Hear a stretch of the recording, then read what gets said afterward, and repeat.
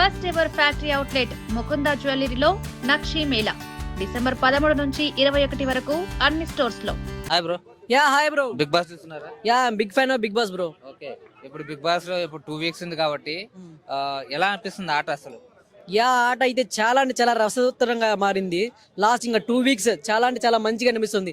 ఎవరు గెలుస్తారని. బట్ ఎవరు గెలుస్తారని ముగ్గురులో అయితే కన్ఫర్మ్ అయిపోయింది. ఆ ముగ్గురులోనే ఎవరు గెలుస్తారని అనేకంగా ఉంది. ఎవరంటే తనుజ, కళ్యాణ్, ఇమాన్యుయల్, వీళ్ళ ముగ్గురులోనే అయితే ఖచ్చితంగా కప్ అయితే రాబోతుంది. బట్ వాళ్ళకి చాలా అంటే చాలా పోటాపోటీగా అయితే ఓట్లు పడుతున్నాయి. వాళ్ళ ముగ్గురులో ఎవరు గెలుస్తారని కొంచెం అయితే చాలా అంటే చాలా ఇదిగా ఉంది. ఇప్పుడు చూసుకుంటే మన ఒక లేటెస్ట్ గా ఒక ప్రోమో వచ్చింది కదా, ఆ ప్రోమో ఎలా అనిపిస్తుంది అసలు? అంటే ఒక గేమ్ పెడతారు, ఆ గేమ్ లో ఒక సంచి ఉంటుంది, సంచి మూటలతో ఆ టాస్క్ లో లైక్ లాస్ట్ చూసుకుంటే తనుజ గారు గెలిచి like final contestant like second contestant గా అవ్వడానికి చూసుకున్నారు, ఫైనలిస్ట్ గా అవ్వడానికి స్కోప్ ఉంది. బట్ తను ఆ స్కోప్ ని తీసుకోకుండా ప్రజల దానికి డెసిషన్ కే వదిలేస్తాను, నాకైతే వద్దు, అమౌంట్ కట్ అవుతుంది అంటున్నారు కదా 3 లక్షలు, నేనైతే ప్రజల డెసిషన్ కే వదిలేస్తాను అనేసి తనైతే లైక్ చూస్తుంటే లైక్ బాగా సూపర్ అనిపించింది నాకైతే. సో ఆ గేమ్ లో అనుకోని పరిస్థితుల్లో లైక్ తనుజ గారు వెనకాల స్టిక్ చాలా పెద్దగా ఉంటుంది, కావాలని ఎవరు కొట్టరు, అది కూడా తగలడం కూడా కొంచెంగా తగిలింది అంతే. మొత్తం చేయి నుంచి జారిపోయింటే తనకి గట్టిగా తగిలిండు. తన చేతిలో ఆడికి 75% ఉంది, ఓన్లీ 30% మాత్రం కొంచెం తగిలింది.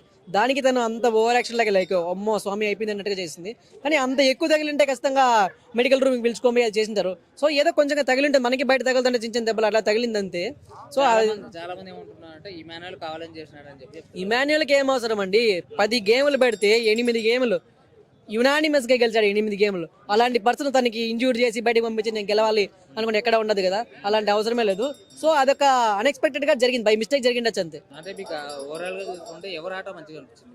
ఎవరిద్దరులో ఓవరాల్ గానా ఇమాన్యుయల్ అయితే చాలా అంటే చాలా మంచిగా అనిపించింది. చెప్తున్నాను కదా, 10 టాస్క్లు పెడితే యునానిమస్ గా ఎదురు లేకుండా అరే బిగ్ బాస్ కి అలసట వచ్చాడు, అరే ఏందిరా ఇంత కష్టంగా పెట్టాం కదా టాస్క్ ని, ఇంత ఈజీగా ఎలా ఆడుతున్నాడు అని ఆలోచించే విధంగా ఆడుతున్నాడు ఇమాన్యుయల్ అయితే. ప్రతి ఒక్క గేమ్ ని ప్రాణం పెట్టి ఆడుతున్నాడు. ఆ కాలు ఇంజూర్ అయినా కానీ తర్వాత కోలుకొని ప్రతి ఒక్క గేమ్ ని ప్రాణం పెట్టి ఆడుతున్నాడు చూడండి, చాలా చాలా మంచిగా అనిపించింది. అలాంటి వాళ్ళకి కదా కప్పు రావాల్సింది, అలాంటి వాళ్ళకి గెలుస్తారు.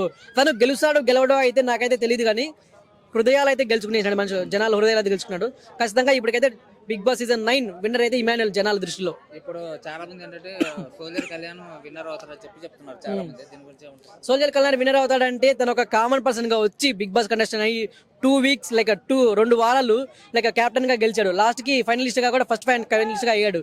సో తనకి ప్రీవియస్ వీక్ లో అయితే చాలా అంటే చాలా స్కోప్ ఉండింది, విన్నర్ అయ్యే స్కోప్ చాలా అంటే చాలా ఉండింది.